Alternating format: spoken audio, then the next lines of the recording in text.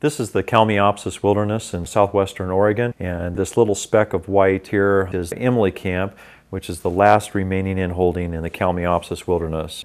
And this is why they want to run me out. I'm not going to let them. The Biscuit fire burned through the property, and a large part of an appraisal is the value of the timber that's on that. And so the value of that land for timber was of such and such amount. And that was essentially nullified by the effects of the Biscuit fire. So by policy, by law, the Forest Service had to go back in and reappraise that property after the Biscuit fire. The value ultimately dropped so much that Mr. Alleman was no longer interested in accepting the offer that the Forest Service was legally bound to provide. So the purchase of the property fell through. I'd already been offered $600,000 for the property. After the Biscuit fire, I got a call from the Forest Service in Grants Pass saying that they offered $161,000. And so they asked me what I thought of that offer, and that's when I told that guy, I said, take that offer and put it where the sun don't shine.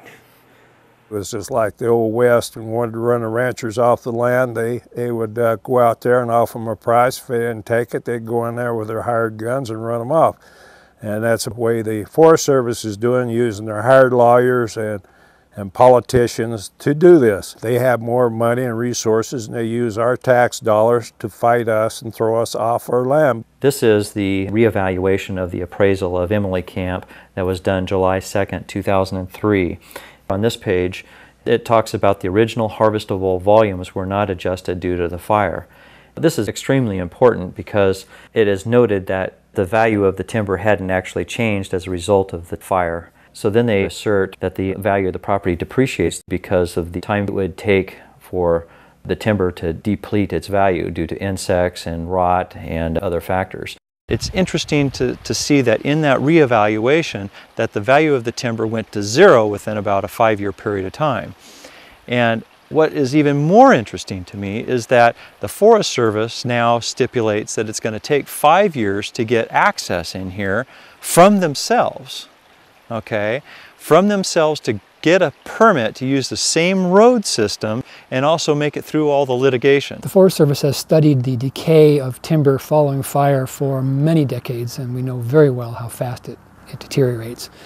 See, when a fire burns through a piece of ground, it may kill the trees, but it rarely consumes all of the timber. It may, cook the outer layer of the tree and kill it, but it doesn't consume the entire bole of the tree, which of course is where the wood value is, which is why salvage of burned areas was such a popular thing in the past, because the value of the timber still remained. So regarding the appraisal of the Emily Camp after the Biscuit fire, the salvage value of that timber did indeed still remain immediately after the fire. And we know from our studies that that value would steadily decrease over time, and especially in the pines, that decreases very quickly. And in a matter of 5 years, essentially all value would be gone. The wood would have decayed to the point where it couldn't produce sound lumber.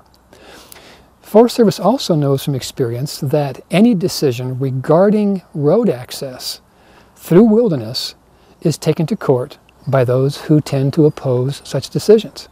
We also knew from experience that any such decision taken to court would take a number of years to resolve and work its way through court. 5 years is not uncommon for a lawsuit to make its way through court. If you look at the lawsuit for Carl's, for example, it took well over 5 years to get it resolved in whatever way it ended up.